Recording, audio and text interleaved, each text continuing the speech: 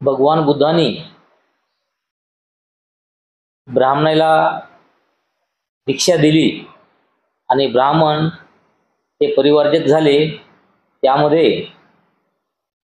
गंधर्वकूट नावाचं जे पर्वत होतं त्या पर्वताच्या पाठीमागे राजगृहाजवळ एक खेडं होतं आणि त्या खेड्यातील 70 जण ब्राह्मण ते बुद्धाचे शिष्य झाले हे आपण बघितलं होतं।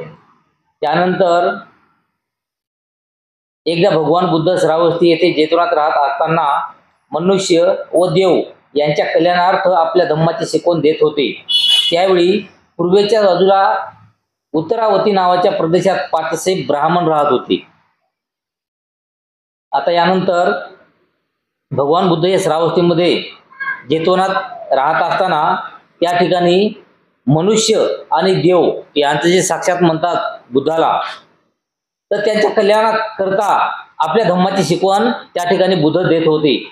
त्यावेळी पूर्वेच्या बाजूला उत्तरावती नावाच्या प्रदेशात 500 ब्राह्मण राहत होते।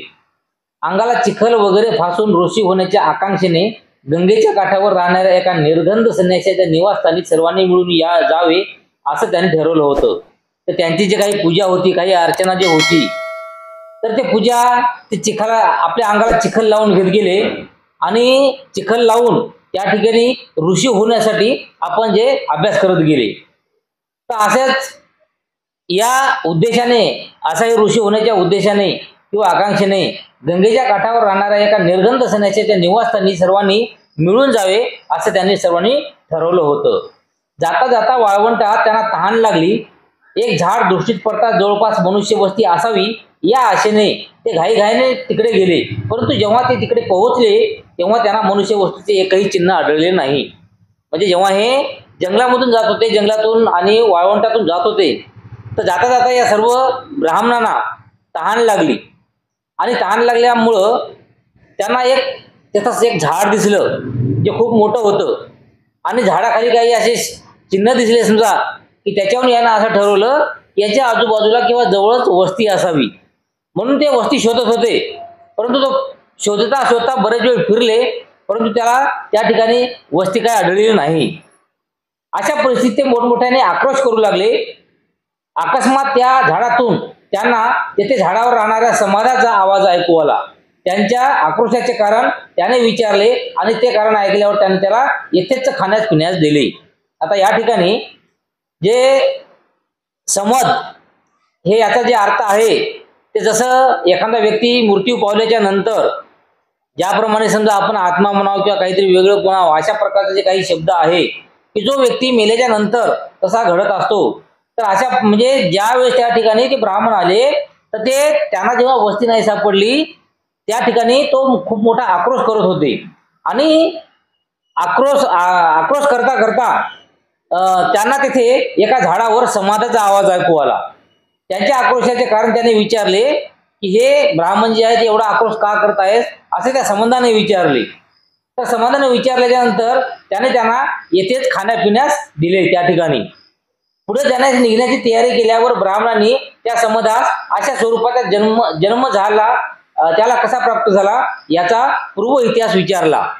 आता त्या ठिकाणी हा झाडावर राहायचा जो समाज नावाचा जे काही आहे ना, सुमेध किंवा समाज जे बी आहे समजा, तर ते मृत्यूच्या नंतर किंवा काहीतरी या जन्मातून दुसऱ्या जन्मात गेल्याच्या नंतर जे काही म्हणत गेले त्याला समाज म्हणत गेले।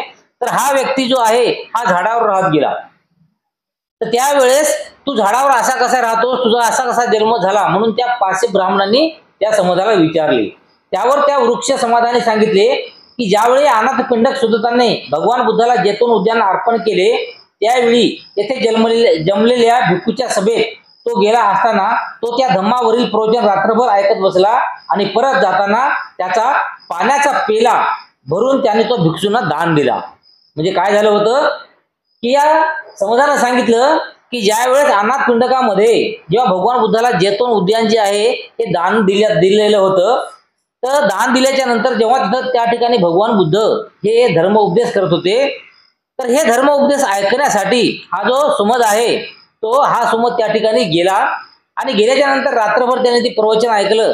जे काही बुद्धाची शिक्षा होती ती ऐकली आणि तो उपदेश ऐकल्याच्या नंतर तो त्या ठिकाणी प्रफुल्लित झाला, आकर्षित झाला आणि त्यानंतर त्याच्याकडे एक जे सोन्याचा जे पाईप एक ग्लास होता त्यांच्याकडे, तर तो ग्लास त्यानं एक ग्लास पाणी त्याच्यात भरून तो त्या ठिकाणी आपल्या बुद्धाला दान दिला.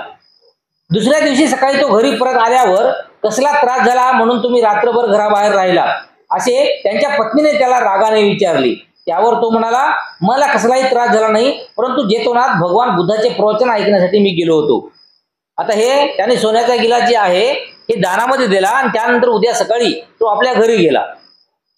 घरी गेल्याच्या नंतर त्याची बायको त्याच्यावर रागावली आणि म्हणाली की तुम्ही रात्रभर कुठं होता किंवा तुम्ही कोणावर रागावून गेले, आमच्यावर काय रागावून गेले होते की काय झालं किंवा कोणाचा राग काढण्यासाठी तुम्ही रात्रभर बाहेर राहिली. तर त्यावर तो समद म्हणतो की रात्रभर जेतोन वनामध्ये भगवान बुद्धाचं प्रवचन चालू होतं आणि ते प्रवचन ऐकण्यासाठी मी रात्रभर तिथं थांबलो आणि सकाळी इकडे आलो. तर त्यावेळेस त्याची बायको काय म्हणते की जेव्हा त्याच्या पत्नीने भगवान बुद्धाला शिव्या शाप देण्यास सुरुवात केली व ती म्हणाली, हा गौतम म्हणजे लोकांची फसवणूक करणारा एक वेळा धर्मोपदेश आहे. म्हणजे त्याच्या बायकोनं काय म्हणलं की हा एक फसव्या माणूस आहे किंवा जो धर्माचा वेड लागलेला माणूस आहे, हे लोक प्रत्येकाला फसवतो असं त्या ठिकाणी म्हणते.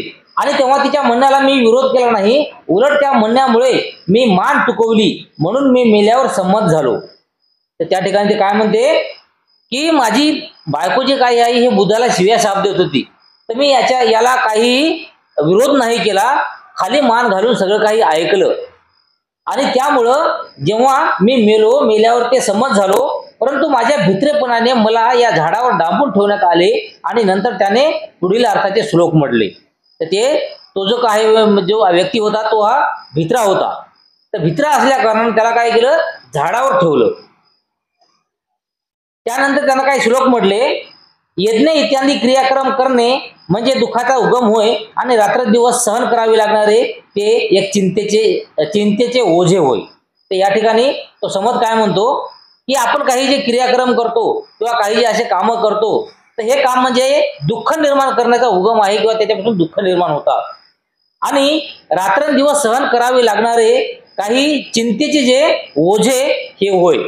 म्हणजे एखादं समजा आपण कशाची तरी आपण लालसा केली, हेवा केला कशाचा तरी, तर त्याच्यापासून दुःख निर्माण होते आणि रात्र आपल्याला झोप लागत नाही, असं त्यांचं मत. म्हणजे रात्रभर आपल्याला चिंता लागून राहते. दुःखमुक्त होण्यासाठी आणि शरीर धर्माचे निर्मूलन करण्यासाठी मनुष्याने धम्माचे पालन करावे आणि ऋषीने सांगितलेल्या ऐहिक धर्माच्या नियमातून आपली सुटका करून घ्यावी. त्यानंतर आणखी काय सांगितलं त्यांनी की दुःखमुक्त अगर कोणाला करायचं असेल तर आपल्या शरीर धर्माचे निर्मूलन करायचे. म्हणजे ज्याप्रमाणे आपलं शरीर साफ आहे त्याप्रमाणे आपलं मन सुद्धा साफ ठेवायचं आणि बुद्धाच्या धम्माचे पालन करायचे आणि त्याचप्रमाणे ऋषीने सांगितलेल्या जे काही वेगवेगळ्या धर्माचे काही नियम सांगितलेले आहेत तर त्या नियमातून सुटका करून घ्यायची. कारण तर ऋषीपेक्षा हे भगवान बुद्ध खूप मोठे आहेत आणि ऋषीची जे काही अभ्यास असेल हे तेवढ्या वरचा नाही आहे. त्यामुळं आपण त्या अभ्यासातून किंवा त्याच्यामधून सुटका करून घ्यायची. हे शब्द ऐकल्यावर ब्राह्मण आणि श्रावस्तीला ज्या ठिकाणी भगवान बुद्ध होते त्या ठिकाणी जाण्याचे ठरवले. आपल्या भेटीचा उद्देश त्याने सांगितल्यावर जगद्वंत भगवान बुद्ध त्यांना म्हणाले. आता हे जे समजचे जे काही बोलणं आहे हे ऐकल्याच्या नंतर हे जे 500 ब्राह्मण होते तर हे ब्राह्मण बुद्धाच्या दिशेने आकर्षित झाले आणि त्यानंतर तो बुद्धाच्या दिशेने गेल्याच्या नंतर जेव्हा बुद्धाजवळ ते गेले तेव्हा बुद्धाजवळ जाऊन बुद्धाला वंदन केलं आणि त्या ठिकाणी ते बसले आणि त्या बुद्धाला ते म्हणतात की मनुष्य जरी केसाच्या जटा वाढवून नग्न राहून लागला तरी शरीरावर त्याने थोडीशी पाणी किंवा बलकणी धारण केलेली आहे. जरी त्याने अंगाला चिखल फासला किंवा तो दगडावर झोपू लागला तरी दुर्विचारातून मुक्त होण्याच्या दृष्टीने त्याचा काय उपयोग. म्हणजे त्या ठिकाणी हे 500 जे ब्राह्मण आहेत तर त्या 500 ब्राह्मणाला भगवान बुद्ध काय म्हणतात की मनुष्याला समजा आपल्या केसाच्या काही जटा असतील म्हणजे केस आपले जे आहेत हे वाढवले किंवा अंगावरचे कपडे कमी केले आणि त्याच्यानं आपले जे काही ज्ञान संपादना असेल किंवा काही आपली अभ्यास असेल किंवा तपश्चर्या असेल हे जर चालू केलं तर यामुळं काय फरक पडणार आहे. तसंच ज्याने अंगाला समजा एखाद्याला समजा पहिल्या काळामध्ये बघा अंगाला चिखल लावायचं आपलं तप करायचं, कोणी पाण्यात उभं टाकून तप करायचं, अशा प्रकारचं जे काही होतं, तर अंगाला चिखल फासला किंवा तो दगडावर झोपू लागला तरी दुर्विचारातून मुक्त होण्याच्या दृष्टीने त्याचा काय उपयोग. म्हणजे आपले काही जे दुर्विचार असतात, जे काही आपल्या मनातले गलत विचार असतात, तर हे गलत विचार दगडावर झोपल्यानं किंवा अंगाला समजा चिखल लावल्यानं हे आपले दुर्विचार जे आहे समजा, तर हे कमी होणार नाही. जो कलह करीत बसत नाही किंवा हत्या करीत नाही किंवा अग्नीच्या सहाय्याने नाश करीत नाही, त्याला विजयाची इच्छा नसते. जो सगळ्या जगाविषयी सदिच्छा बाळगतो त्याच्या बाबतीत द्वेष किंवा तिरस्काराची भावना निर्माण होण्यास कारण मिळत नाही. आता या ठिकाणी काय म्हणतात की जो कोणी काही समजा भांडण करत नाही, कोणी एखादा वाद करत नाहीत, कुणाची हत्या करत नाहीत किंवा कुणाला एखाद्या समजा कोणाच्या अंगावर समजा जाळ फेकणं किंवा जाळानं कोणाला जखमी करणं, अशा प्रकारचं कृत्य करत नाहीत आणि त्याला विजयाची इच्छा नसते. म्हणजे माणूस जो पुण्य करतो तर पुण्य त्या याच्यामुळे आपल्याला काही ना काहीतरी फळ मिळल, हे ज्या ठिकाणी आपण आपल्या मनामध्ये काळ धरतो किंवा मनामध्ये विचार करतो, त्या ठिकाणी आपण जे बी काही पुण्य केलं असेल हे पुण्य आपल्या जे नशिबातलं झिरो होते, झिरो. तर त्यासाठी अगर कुठं पुण्य करायचं असतं तर असं म्हणतात पहिल्या काळामध्ये की या कानाचं त्या कानाला कळू नये, असं पुण्य करावं, म्हणजे ते पुण्य हे फलदायी ठरते. तर त्यामुळं त्यांच्या बाबतीत द्वेष किंवा तिरस्काराची भावना निर्माण होण्यास कारण मिळत नाही. म्हणजे असे जर काही व्यक्ती असतील तर त्याच्या मनामध्ये कोणत्याही प्रकारच्या भावनाची तिरस्काराच्या भावना असं काही निर्माण होत नाही. पुण्य लाभावे म्हणून भूताखेताना जो बळी देतो आणि परलोकी सुखाच्या फळाची अपेक्षा करतो, त्याला मिळणारे सुख हे सत्पुरुषाचा आदर करणाऱ्या माणसाच्या सुखाच्या 1/4 बरोबर नसते. म्हणजे जो व्यक्ती दान धर्म करते किंवा कोणते तरी कुशल कर्म करते, चांगले कर्म करते आणि करताना तो आपल्या मनामध्ये असे विचार करते की मला याचं काहीतरी चांगलं फळ मिळायला पाहिजे, तर अशी जी आपण इच्छा करतो, तर जेव्हा ते इच्छा करतो त्या ठिकाणी एखाद्या सद्गुणाला जे ते काम केल्याच्या नंतर जे जेवढं पुण्य लाभायला पाहिजे तर त्याच्यापेक्षा फक्त 25% पुण्य अशा माणसाला लाभते जे फळाची अपेक्षा करते. त्याच्यामुळं कधीही फळाची अपेक्षा करू नये. जो सदाचाराविषयी तत्पर असतो आणि इतरांना योग्य तो मान राखतो व वयोवृद्धाविषयी नेहमीच आदर बाळगतो, त्याला सौंदर्य, सामर्थ्य, आयुष्य आणि शांती या 4 सुखाची प्राप्ती होते. तर त्या ठिकाणी अगर कोणी समजा सदाचाराने वागत असेल किंवा सदाचाराने तत्पर असेल आणि इतरांना तो योग्य मान राखून समजा सगळ्याला समजा मान मर्तब्याने बोलत असेल किंवा एखादा वयोवृद्ध माणूस आपल्या समोर आला तर त्यांचा नेहमी आदर करत असेल, तर अशा व्यक्तीला सौंदर्य, सामर्थ्य, आयुष्य आणि शांती या प्रकारचे पूर्ण सुखाची प्राप्ती होते. आणि पतीकडून हे ऐकल्यावर त्यांची ती पत्नी शांत झाली. म्हणजे एवढं काही त्यांच्या पत्नीला चांगलं होतं जे समज जे होता ते समजा. त्यानंतर आतापर्यंत आपण बघितलेलं आहे की अनेक प्रकारचे जे काही ब्राह्मण आहेत, तर या ब्राह्मणांनी बुद्धा जवळ येऊन बुद्धाची धम्मदीक्षा घेतली. आता यानंतर भाग 6वा आहे आणि 6व्या भागामध्ये जे काही कनिष्ठ किंवा सामान्य जनाचे, म्हणजे ज्याला आपण शूद्र म्हणू शकतो किंवा साधे साधे कामं करणारे किंवा गोरगरिबातले काही जे असे व्यक्ती होते, तर त्या व्यक्तीनं बुद्धाजवळ जाऊन बुद्धाची उपासना केली आणि बुद्धाच्या धर्माची उपासना केली. तर हे आता याच्यामध्ये दिलेलं आहे. तर याच्यामध्ये सर्वात पहिलं दिलेलं आहे उपाली नाव्या धम्मदीक्षा. आता उपाली हा कोण होता हे आपण बघितलेलं आहे.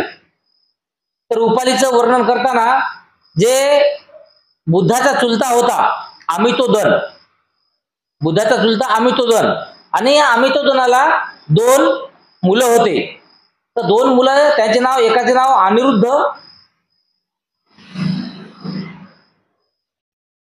आणि दुसऱ्याचे नाव महानाम होते. एकाचे नाव अनिरुद्ध आणि एकाचं महानाम. आता याच्यामध्ये अनिरुद्ध नावाचा जो मुलगा होता, तर हे मुलगा 12वें सरासरी बिमार राहत गेला. हे आपण 2-3 दिवसापूर्वी बघितलेलं आहे. तर ते बिमार राहत गेलं, त्यामुळं दोघांना एकूण एकाला सांगितलं की बाबा तू बुधाकडे जाय आणि मी घर सांभाळतो, आणि हे म्हणते की तू बुधाकडे जाय मी घर सांभाळतो. तर अशामध्ये जेव्हा त्यांनी हिच्यामध्ये त्यांचा मुलगा जे आहे महानाम, तर हा महानाम जेव्हा बुद्धाकडे जाण्याचा किंवा गृहत्याग करण्याचं ठरलेला असते, तर त्यावेळेस त्यांचे आई वडील जे आहेत यांना परवानगी देत नाहीत की तुला कशाची कमी आहे, कारण ते शाखेच्या राजातले असतात.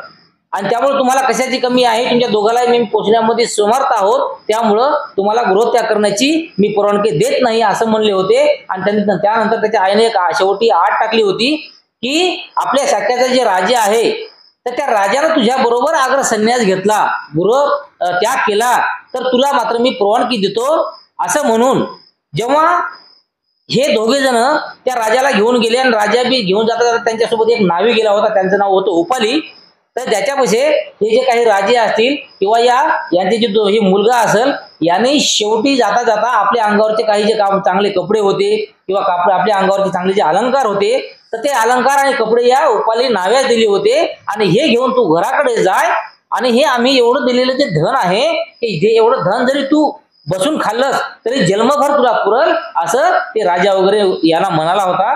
आणि त्यामुळं ते उपाली नावी हा वापस आला होता. तर त्या उपाली नाव्याची धम्मदीक्षा आज आपण या ठिकाणी बघणार आहोत. परत जात असताना उपाली नावी विचार करू लागला, शाक्य हे भयंकर लोक आहेत, या अलंकारासह मी परत गेलो तर मी माझ्या सोबत्यांना ठार मारले आणि त्यांचे अलंकार घेऊन पळालो असे समजून ते मला ठार मारतील. मग शाक्य कुळातील हे तरुण ज्या मार्गाने गेले त्या मार्गाने मी का जाऊ नये. म्हणजे जेव्हा या नाव्याकडे या उपाली नाव्यापाशी जेव्हा त्यांनी आपले जे काही कपडे असतील, सोन्यारूपी समजा काही चांदीने जडलेले जे काही कपडे असतील तर ते कपडे आणि आपल्या अंगावरचे पूर्ण दागिने, मौल्यवान दागिने हे जेव्हा या उपाली नाव्यास दिले आणि त्याला सांगितलं की तू आता इथून वापस जाय, परंतु थोडा अंतरावर गेल्याच्या नंतर उपाली नाव्याला अशी शंका आली की मी जर हे यांचे कपडे किंवा यांचे अलंकार घेऊन मी जर वापस गेलो तर वापस गेल्याच्या नंतर आपल्या राज्यातले शाक्यातले जे काही लोक आहेत हे लोक मला काय म्हणतील, तर असा तो विचार करू लागला. आणि त्यामुळं असं तर होणार नाही समजा की मी माझ्या शाक्यामध्ये जाईल, माझ्या राजामध्ये जाईल आणि राजामध्ये गेल्याच्या नंतर काही लोक असं सुद्धा म्हणू शकतात की तू त्या राजाचा वध तर केला नाहीस ना, त्या राजाला ठार तर केलं नाहीस ना, त्याचे कपडे तू चोरून तर आणले नाहीस ना. तर ही सुद्धा भीती या नाव्याला लागली होती. त्यामुळे त्यानं असा विचार केला की मी वापस का जाऊ नये, मी त्याच्या मागोमागच बुद्धाकडे का जाऊ नये, खरोखरच मी का जाऊ नये. उपालीने स्वतःलाच विचारले आणि ते अलंकाराचे गाठोडे पाठीवरून खाली उतरून एका झाडाला ते टांगून म्हणाला, ज्याला हे सापडेल त्याने भेट म्हणून ते घेऊन जावे. आणि तो शाक्य तरुणाच्या मागोमाग जाण्यासाठी मागे फिरला. त्यानंतर काय झालं की त्याच्यापाशी जे गाठोडं होतं सोन्या चांदीचं तर त्यानं ते गाठोडं एका झाडाला बांधून ठेवलं आणि त्या ठिकाणी अशी एक आपल्या मनामध्ये एक प्रण केला की हे गठोडं समजा कोणालाही जरी सापडलं तर त्यानं हे गठोडं आपल्यासोबत घेऊन जावं असं म्हणून तो गठोडं त्यानं तिथं बांधून ठेवलं आणि आपण बुद्धाच्या मार्गाने निघू लागला. शाक्याने त्याला द्रोणच येताना पाहिले आणि ते त्याला म्हणाले, उपाली तू परत का आलास. आता त्यांच्या समोर जे शाक्य गेले होते आणि हे मागून समजा गेला तर हे मागून नावी सुद्धा उपाली नावाचा नावी बी आपल्या मागे येतच आहे असं म्हणून त्या शाक्याने याला काय विचारलं की तू घराकडे जाणार होतास, आम्ही तुला सांगितलं होतं की घराकडे जाय, आमचे जे काही दागिने तुला दिले होते तर तू माझ्या मागच का येत आहेस असं त्या ठिकाणी त्याला म्हणतात.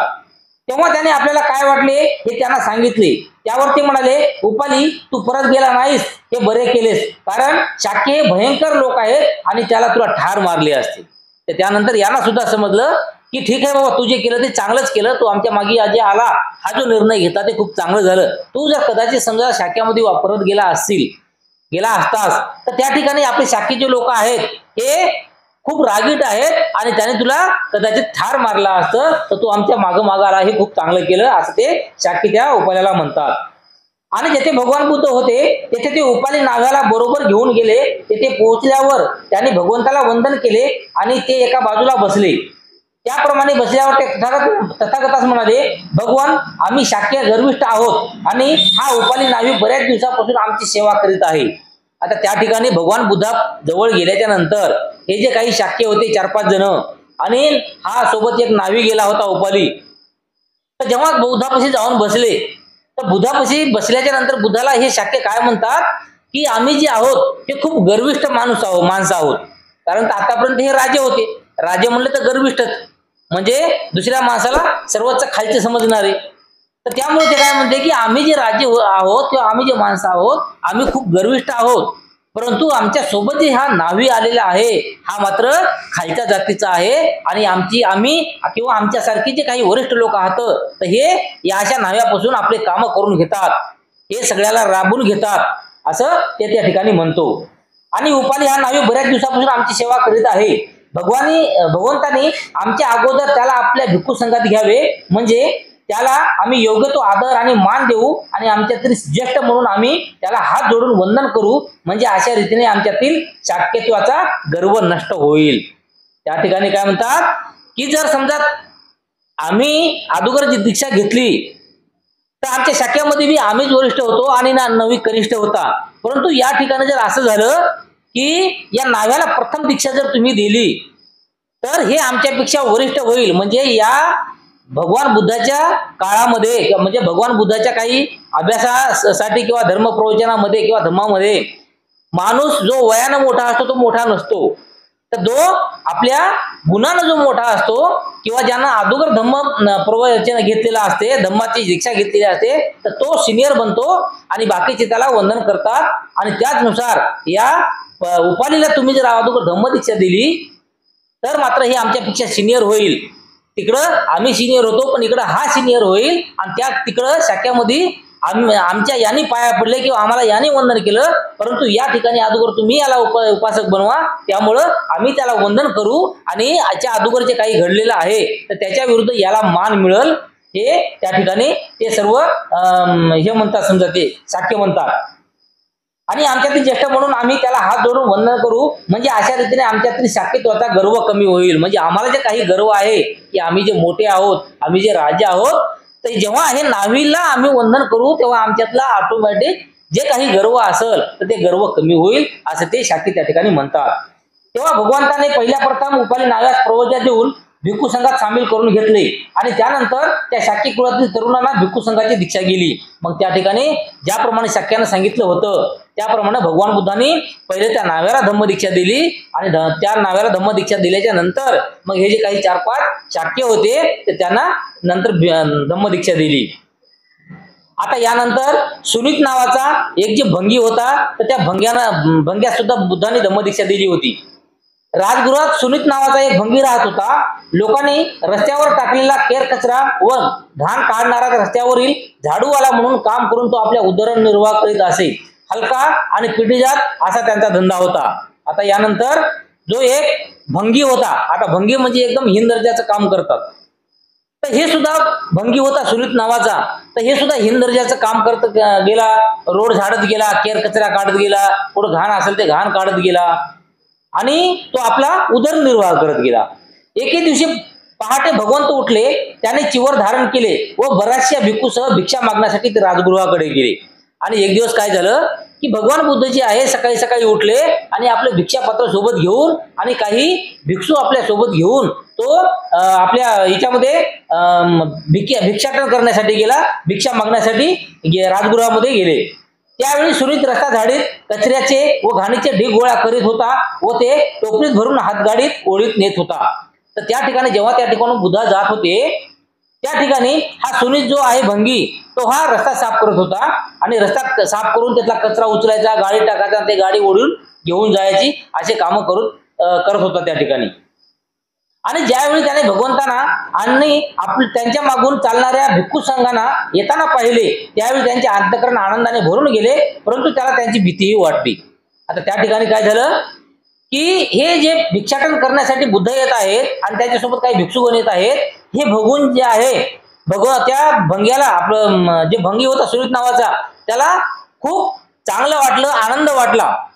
परंतु जेवढा आनंद वाटला तेवढं त्याला भीती सुद्धा वाटली की मी एक भंगी आहे आणि हे जे चाललेले आहेत ते कोणीतरी थोर आहेत, एक कोणीतरी संन्यासी असतील, कोणीतरी बुद्ध असतील, कोणीतरी भगवंत असतील, अशी त्यांच्या मनामध्ये शंका निर्माण झाली.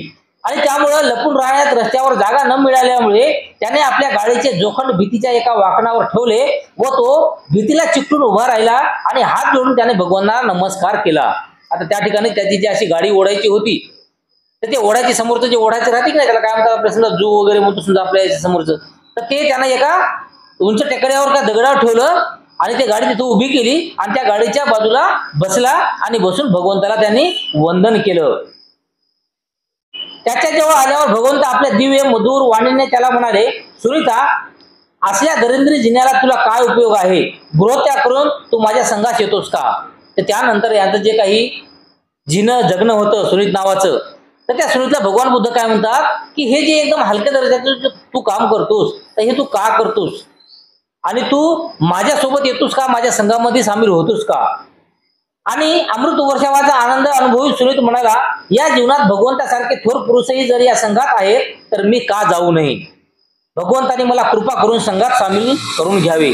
आणि त्यानंतर जेव्हा हे भगवान बुद्धाची वाणी त्या भंग्याने ऐकली, सुनीत नावाच्या भंगाने ऐकली, तेव्हा त्यांना असं वाटलं की मला आज माझा दिवस उजाडलेला आहे किंवा मला खूप काही असं मिळालेलं आहे की मला भगवंताने असे म्हणजे बोललेले आहेत. आणि त्यानंतर त्यांनी आपल्या त्या संघामध्ये सामील का होत नाहीत म्हणून सुद्धा भगवान बुद्धाने त्या नाव्याला म्हटलं. तेव्हा भगवान म्हणाले, भिक्खू ये. आणि या शब्दोच्चाराबरोबर सुनीताला प्रवर्जा आणि उपसंपदा मिळाली आणि त्याला चिवर आणि भिक्षापात्र देण्यात आले. आणि त्यानंतर भगवान बुद्धांनी त्या भंग्याला चिवर दिलं, भिक्षापात्र दिलं आणि आपल्या संघामध्ये सामील करून घेतलं. भगवंताने त्याला विहारात नेऊन धम्म आणि विनय याची शिकवण दिली आणि ते म्हणाले, शील, संयम आणि दमन यामुळे मनुष्य पवित्र होतो. आणि त्यानंतर या भंग्यास बुद्ध हे आपल्या ज्या ठिकाणी राहत गेले त्या ठिकाणी घेऊन गेले आणि तिथे गेल्याच्या नंतर धम्म आणि यांची जे काही आपलं विनय होतं यांची शिकवण दिली. आणि त्यानंतर त्यांना सांगितलं की शील, संयम आणि दम याच्यामुळे मनुष्य पवित्र होतो, त्याच्यामुळे माणसानं शील पाळलं पाहिजे, संयम ठेवला पाहिजे, अशा गोष्टी त्या ठिकाणी बुद्धांनी त्या भंग्यास सांगितल्या. सुनीत इतका थोर कसा झाला हे विचारले असता भगवान बुद्ध म्हणाले, राजमार्गावर टाकलेल्या उकिरड्यावर ज्याप्रमाणे सुगंधित व सुंदर कमल पुष्प उमलावे त्याप्रमाणे अंतर्दृष्टी नसलेल्या या क्षुद्र प्राण्याच्या आंधळ्या जगात बुद्ध पुत्र प्रकाशमान होतो. आता त्या ठिकाणी त्याने शंका जाहीर केली की मी एक भंगी आहो आणि मी भंगी असताना मी एवढा आता मोठा म्हणजे बुद्धाचा उपासक झालो किंवा बुद्धाचा एक भिक्षुगण झालो, तर हे एवढं मोठं म्हणजे खूप माझं पवित्र आहे असं त्या ठिकाणी म्हणते. आणि त्यानंतर त्याला भगवान बुद्ध म्हणतात की तुझं जे जीवन आहे हे जीवन ज्याप्रमाणे उकिरड्यावर हे केल्यासारखं एखादा ढिग असेल आणि त्या ढिगाऱ्यामधून काहीतरी सुंदर सुगंधित कमल पुष्प एखादं उगलावं किंवा एखाद्या चिखलामधून एखादं कमळाचं झाड उगलावं, त्याचप्रमाणे अंतर्दृष्टी नसलेल्या या शूद्र प्राण्याच्या आंधळ्या जगात तू मात्र बुद्ध पुत्र म्हणून प्रकाशमान झालेला आहेस असं हे त्या भंग्यात बुद्ध त्या ठिकाणी म्हणतात. यानंतर सोपाक आणि सुप्रिय या अस्पृश्यांना धम्मदीक्षा. तर हे सोपाक आणि सुप्रिय जे होते हे एक अस्पृश्य होते, खालच्या जातीचे होते, तर यांना सुद्धा भगवान बुद्धांनी आपल्या धम्मामध्ये प्रवेश दिला. सोपाक हा श्रावस्तीचा एक अस्पृश्य होता. त्यांच्या जन्माच्या वेळी प्रसूती वेदनेमुळे त्यांची आई बराच वेळ मूर्छित होऊन पडली होती. त्यामुळे तिच्या पतीला व नातलगाला वाटले की ती मेली आणि तिला स्मशानात नेले व तिचे प्रेत जाळण्याची तयारी केली. आता हा जो सोपाक नावाचा जो व्यक्ती होता, तर या व्यक्तीची ती कहाणी सांगलेली आहे की यांच्या जन्माच्या वेळेस त्यांची आई जी होती तर ते आई बरेच वेळपर्यंत बेशुद्ध झाली आणि बेशुद्ध झाल्याच्या नंतर त्या बाकी परिवारानं काय ठरवलं की आता ही मेली आणि त्यामुळे तिनं त्या लोकांनी काय केलं की मशानाची पूर्ण तयारी केली आणि मशानात प्रेत जाळण्यासाठी हिला घेऊन गेले. परंतु वारा आणि पाऊस यांच्या माऱ्यामुळे अग्नी पेट घेऊ शकला नाही म्हणून सोपाकाच्या आईला चितेवर ठेवून त्याच्यातून निघून गेले. आता त्या ठिकाणी काय झालं की त्याला चिता लावायले, आग लावायले, परंतु तेवढ्यात वारा आणि पाऊस खूप आला आणि त्याच्यामुळं हे जे त्या चितेला आग लागण्याऐवजी आगच लागली नाही आणि वारा आणि पाऊस खूप मोठा असल्यामुळं शेवटी त्या परिवारानं काय केलं की ती चिता तशीच तिथे ठेवली आणि त्या चितेला ठेवून आपण आपल्या घरी निघून गेले. सोपाकाची आई त्यावेळी मेलेली नव्हती, ती नंतर मेली. मृत्यूपूर्वी तिने मुलाला जन्म दिला आणि त्यावेळेस ती मेली नव्हती, तसं तिला चितेवर ठेवलं आणि त्या चितेवर असताना तिनं त्या बाळाला जन्म दिला. बाळाला जन्म दिल्याच्या नंतर मेली ती, असं त्याचा इतिहास सांगला जाते. मशानाच्या पहारेकराने त्या मुलाला दत्तक घेतले आणि सुप्रिय नावाच्या स्वतःच्या मुलाबरोबर त्यांचेही पालन पोषण केले. त्या मुलाच्या आईच्या जातीचे नाव सोपाक होते, त्यामुळे ते मुलंही त्या नावाने ओळखले जाऊ लागली. आता त्या ठिकाणी जे मशानभूमीमध्ये जे काही ते पहारेकरी असतात तर त्या पहारेकरीनं हे मुलगा उचलला आणि ते मुलगा आपल्या घरी घेऊन गेले. तर त्याला एक छोटा मुलगा होता. तर हे दोघं जे मुलं आहेत समजा, तर त्याने दोघे मुलं आपले म्हणून बाळगले आणि त्यानंतर त्याच्या मुलाचे जे काही नाव होतं तर त्याचं नाव सुपिया असं होतं. आणि हा जो मुलगा त्याला सापडला होता तर यांच्या आईचं जे काही गोत्र किंवा नाव जे काही होतं सोपाक होतं, म्हणून त्या बाळाला सुद्धा नंतर सोपाक या नावानं ओळखत गेले. त्यामुळं सोपाक आणि हे जे काही सुपिया नावाचा जे दोन व्यक्ती होते हे व्यक्ती भावासारखे त्या ठिकाणी राहू लागले. एके दिवशी भगवान बुद्ध त्या स्मशानाजवळून जात होते. भगवंतांना पाहून सोपाक त्याच्या बरोबर आला. भगवंतांना वंदन करून त्याचा शिष्य म्हणून त्यांच्या बरोबर येण्यास त्याने त्यांची आज्ञा मागितली. आणि त्यानंतर त्या ठिकाणी भगवान बुद्ध जात होते त्या स्मशानाच्या बाजूनं. तर त्या ठिकाणी हा जो व्यक्ती होता तर हा व्यक्ती त्या भगवान बुद्धाजवळ गेला आणि भगवान बुद्धाला म्हणाला की मला तुमच्या धर्माची दीक्षा द्यावी. म्हणून त्यांनी त्या ठिकाणी भगवंताला विनंती केली. आणि सोपाक त्यावेळी फक्त 7 वर्षाचा होता, म्हणून भगवंताने त्याला वडिलाची संमती मिळवण्यास सांगितली. आणि त्या ठिकाणी जेव्हा भगवान बुद्धाला हा सोपाक म्हणतो तर त्यावेळी सोपाक हा फक्त 7 वर्षाचा होता. आणि त्यामुळे बुद्धानं सोपाकला सांगितलं की तू लहान आहेस आणि तुला जर परिवर्जक घ्यायची असेल, माझ्यासोबत जर यायचं असेल तर तुला तुझ्या आई वडिलांची परवानगी लागेल, असं भगवान बुद्ध त्या ठिकाणी म्हणाले. तेव्हा सोपाक गेला आणि आपल्या वडिलाला घेऊन आला. वडिलांनी भगवंताला वंदन केले आणि आपल्या मुलाला त्यांच्या संघात घेण्याविषयी त्यांना विनंती केली.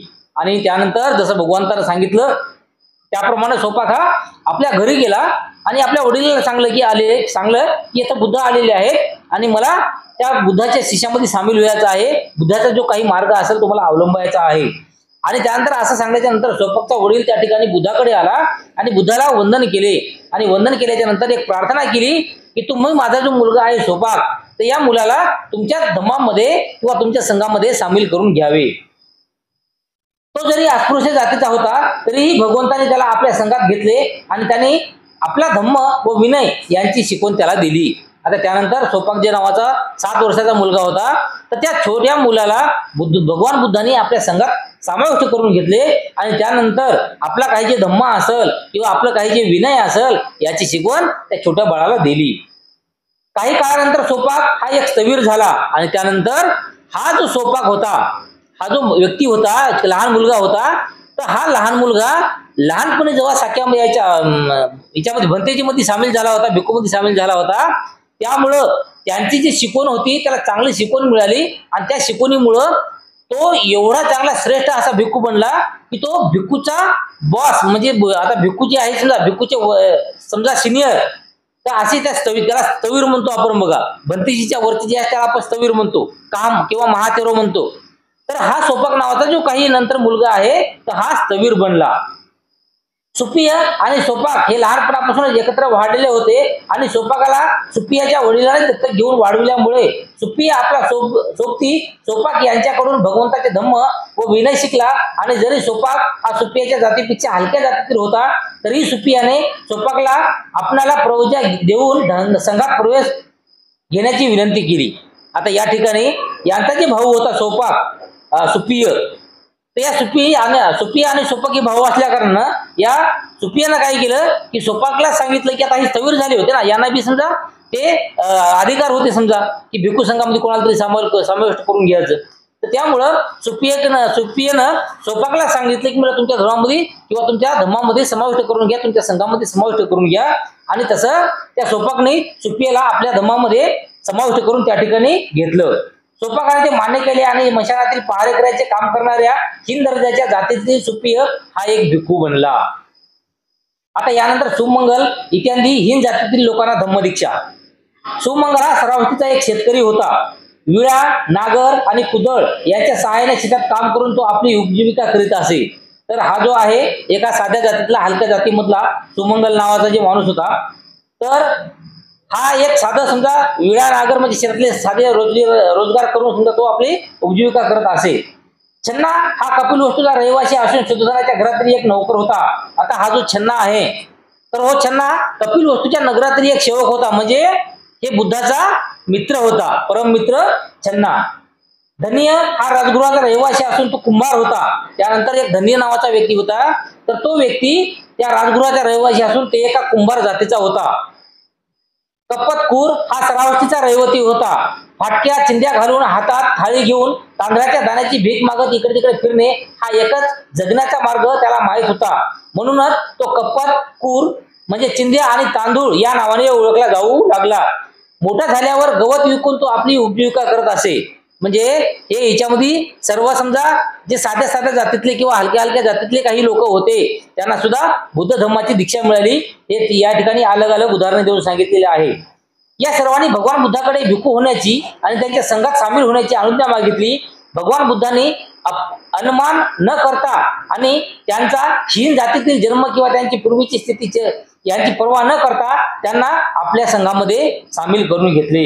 म्हणजे या ठिकाणी सोमंगल नावाचा जो व्यक्ती किंवा छन्ना जो यांचा बुद्धाचा जे मित्र होता बचपनचा, त्यानंतर धन्य आणि कप्पत हे जे काही साध्या जातीतले किंवा हलक्या जातीमधले काही जे व्यक्ती होते यांना सुद्धा भगवान बुद्धाने आपल्या संघामध्ये प्रवेश दिला. त्यानंतर महारोगी सप्रबुद्धाची धम्मदीक्षा. आता यानंतर महारोग म्हणजे जे पहिल्या काळात जे महारोगीत गेले, कोडं त्याला म्हणत गेलं, कुष्ठरोग म्हणत गेले, तर असा एक महारोगी झालेला जो एक रोगी होता तर त्या रोगीचं नाव होतं सप्रबुद्ध. तर यांना सुद्धा धम्मदीक्षा देण्यात आली. एकदा भगवंत राजगृहाजवळील वेळूवनात जेथे खारींना दाणे चारले जात असत त्या ठिकाणी राहत होते. म्हणजे एक राजगृहातील वेळूवन होतं आणि त्या वेळूवनामध्ये ते वेळूवन कशासाठी प्रसिद्ध होतं की त्याचे जे काही अनेक प्रकारचे जे खारी होत्या बघा, जे खारुताई म्हणतात की नाही, तर अशा प्रकारच्या काही खारी होत्या आणि त्या खारीला दाणे टाकण्याचे लोक म्हणजे येऊन करत गेले. तर याच्यासाठी ते प्रसिद्ध होते आणि त्या वनामध्ये भगवान बुद्ध राहत होते. त्या सुमारास राजगृहात संप्रबुद्ध नावाचा एक दीन दुःखी आणि दरिद्र असा महारोगी राहत होता. तर त्या ठिकाणी हा जो सप्रबुद्ध नावाचा व्यक्ती रोगी त्या ठिकाणी राहत गेला. त्यावेळी एका मोठ्या जनसमुदायात बसून भगवंत धम्माचा उपदेश करीत होते. महारोगी संप्रबुद्धाने हे जनसमुदाय दुरूनच पाहिला आणि तो विचार करू लागला. त्या ठिकाणी पलीकडच्या बाजूला अन्नाची जे बरे असो की वाईट असो भिक्षा वाढली जात आहे. ते निसंशय समजा मी पलीकडच्या जमावाकडे गेलो तर मला देखील थोडेसे बरे वाईट अन्न खायला मिळेल. आणि ज्या ठिकाणी भगवान बुद्धाची प्रवचन चालू होतं तर त्या ठिकाणी हे दुरूनच जे काही महारोगी होता संप्रबुद्ध हा दुरूनच बघत होता. आणि दुरूनच बघत असताना त्याला असं दिसलं की या प्रवचनाच्या पलीकडे या भिक्खू संघासाठी काहीतरी जेवण बनवत आहेत आणि मी जर तिथे गेलं तर जे काही तिथे जेवण असेल आणि या भिक्खू संघासाठी किंवा बुद्धासाठी आहे म्हणजे ते चांगलंच असेल आणि मी जर तिथे गेलो तर ते जे चांगलं असणारं जेवण आहे, जे भोजन आहे ते मला सुद्धा मिळेल असं तो स्वतःच्या मनामध्ये विचार करत होता. म्हणून महारोगी संप्रबुद्ध त्या जमाजवळ गेला आणि उपदेश करीत असलेल्या भगवंतांना त्याने त्या प्रचंड समुदायात पाहिले.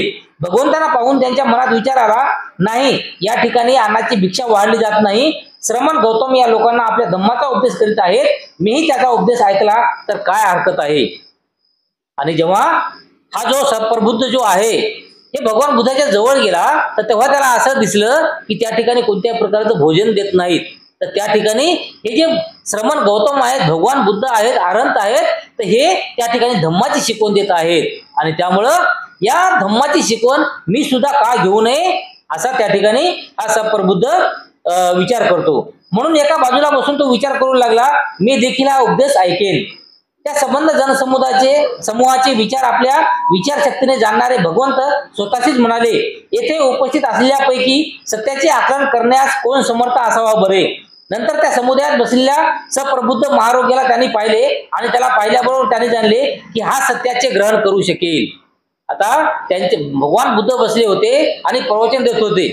प्रवचन देत असताना त्या ठिकाणी समोर खूप सारा जनसमुदाय बसलेला होता आणि त्याच्यामध्ये भगवान बुद्धाला असा विचार आला की मी जे माझा धर्म उपदेश करत आहोत तर माझा धर्म उपदेश ऐकून घेऊन सर्वात जास्त अनुग्रहण कोण करल किंवा सर्वात जास्त तो धर्म उपदेश कोणाला समजेल असे ते विचार करत होते. आणि त्यानंतर भगवान बुद्धाची नजर हे दूर बसलेले जे संप्रबुद्ध नावाचा जो व्यक्ती होता, जो रोगी होता, तर त्या रोग्याकडे गेले आणि भगवान बुद्धाला असं जाणलं की हाच व्यक्ती आहे जे सर्वात चांगला मी जे दिलेला भगवान बुद्धाचा जे काही धर्म आहे, जे काही प्रवचन आहे ते प्रवचन चांगल्या पद्धतीने तू समजून घेऊ शकतो. म्हणून महारोगी संप्रबुद्धाचे भगवंतांनी प्रवचन ऐकले आणि त्या दानशील व आणि स्वर्ग या विषयावर उपदेश दिला. त्यांनी विषय वासनाचा शुद्रपणा आणि दुष्टपणा स्पष्ट करून सांगितला आणि वासनापासून मुक्त होण्याचा लाभही दाखवून दिला. त्यानंतर त्या ठिकाणी या सर्व जणाला किंवा हा जो रोगी आहे या रोग्याला एक भगवान बुद्धाने उपदेश दिला की विषय वासना हा शुद्रपणा आणि दुष्टपणा स्पष्ट करून सांगितला. आणि त्या वासनापासून मुक्त होण्याचा लाभही दाखवून दिला, म्हणजे सर्व धम्म प्रवचन त्या ठिकाणी दिलं. महारोगी संप्रबुद्धाने अंतःकरणात मृत्यू, लवचिक, बंधमुक्त, प्रमुदित आणि श्रद्धापूर्ण झाल्याचे भगवंताने जेव्हा पाहिले, तेव्हा त्याने त्याला बुद्धाचा सर्वश्रेष्ठ धर्म सांगितला, म्हणजे दुःखाचे कारण, दुःख निरोध आणि दुःख निरोधाचा मार्ग याचा उपदेश दिला. आणि जेव्हा भगवान बुद्धानं पहिलं जे वासनेबद्दल त्या रोग्याला सांगितलं आणि ते ऐकल्याच्या नंतर त्या रोग्याचं जे काही मन होतं, संप्रबुद्धाचं जे काही मन होतं हे प्रफुल्लित झालं, हे बुद्धाला दिसलं. त्यामुळं बुद्धानं असं ओळखलं की आता याचं मन प्रफुल्लित झालेलं आहे, त्यामुळं आता मी त्याला याच्या पुढचं काही प्रवचन आहे ते प्रवचन दिलं पाहिजे. आणि त्यामुळं नंतर भगवान बुद्धांनी त्याला दुःख काय असते, दुःखाचं कारण काय असते, दुःख निरोध काय असते किंवा दुःख निरोधाचा मार्ग काय असते यांचं सर्व धर्म उपदेश त्या ठिकाणी दिला.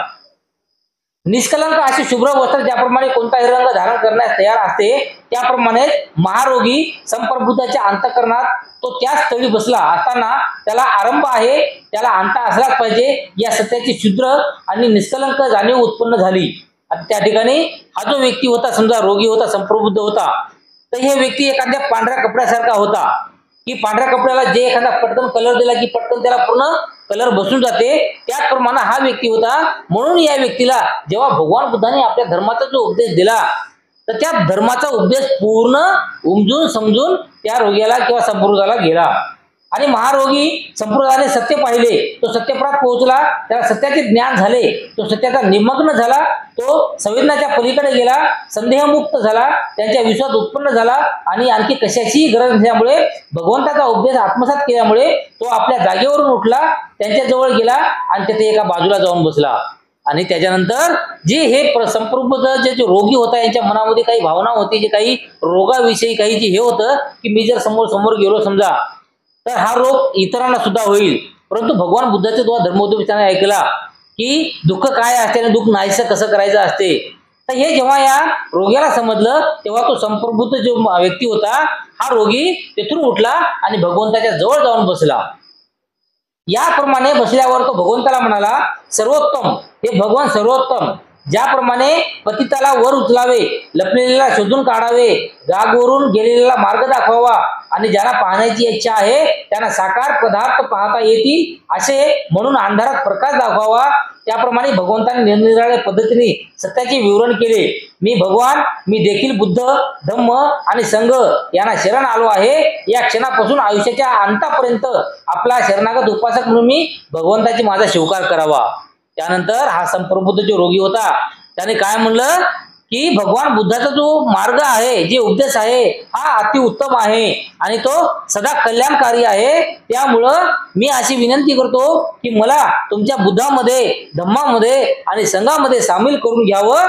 आणि त्यानंतर भगवान बुद्धाने त्याला सामील करून घेतलं आणि त्यानंतर हा आजन्म म्हणजे जोपर्यंत या पृथ्वीवर राहील तोपर्यंत तो भगवान बुद्धाचा शिष्य राहील असं त्या ठिकाणी स्वीकार केलं. नंतर भगवंताच्या पवित्र वाणीने चैतन्ययुक्त, सिद्ध आणि जागृत झालेल्या या समाधान पावलेल्या महारोगी प्रबुद्धाने भगवंताच्या उपदेशाचे स्तुतीपूर्वक स्वागत करून त्याचे आभार मानले आणि आपल्या जागेवरून उठून भगवंताला वंदन करून तो तेथून निघून गेला. त्यानंतर जेव्हा भगवान बुद्धानं त्यांना आपल्या शिष्यामध्ये समाविष्ट करून घेतलं, त्यानंतर त्या व्यक्तीने संप्रबुद्धाने भगवान बुद्धाचे आभार मानले आणि आभार मानून हे तेथून भंतेजी म्हणून होऊन तेथून निघून गेले. दुर्दैवाची गोष्ट अशी की पुढे एका खोडाने महारोगी संप्रबुद्धाला खाली पाडले आणि शिंगाने भोसकून ठार केले. त्यानंतर तेथून भगवान बुद्धाला सोडून गेल्याच्या नंतर हा जो संप्रबुद्ध होता हा काही अंतरावर गेल्याच्या नंतर त्याचा एक खोडा म्हणजे ज्याला आपण ते हे म्हणतो जंगली काय म्हणतात त्याला, जंगली गवा किंवा ते रेडा असं ते म्हणजे बैलासारखा दिसतो समजा, रान बैल समजा असं म्हणायला हरकत नाही. तर असा काही व्यक्ती होता, तर त्या व्यक्तीनं आपल्या शिंगानं त्याला धडक मारली आणि त्यामुळं तो त्याच्या पोटामध्ये शिंग खुपसल्यामुळं तो त्या ठिकाणी ठार झाला, त्याचं निधन झालं. तर अशा प्रकारचं या विभागामध्ये जे काही हीन दर्जाचे किंवा खालच्या दर्जाचे किंवा कमी जे दर्जाचे काही जे जातीमधले काही लोक आहेत, तर अशा व्यक्तीला सुद्धा भगवान बुद्धाने आपल्या संघामध्ये प्रवेश दिला. हा आज आपण या ठिकाणी हा भाग या ठिकाणी संपूया.